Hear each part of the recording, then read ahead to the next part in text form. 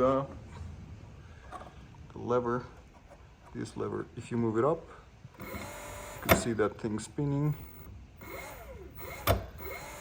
And you can see the LCD showing RPMs, which in theory you could set up higher, like so, 4,000 right now.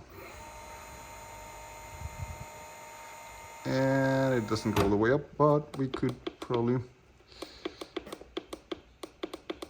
just go under just to try.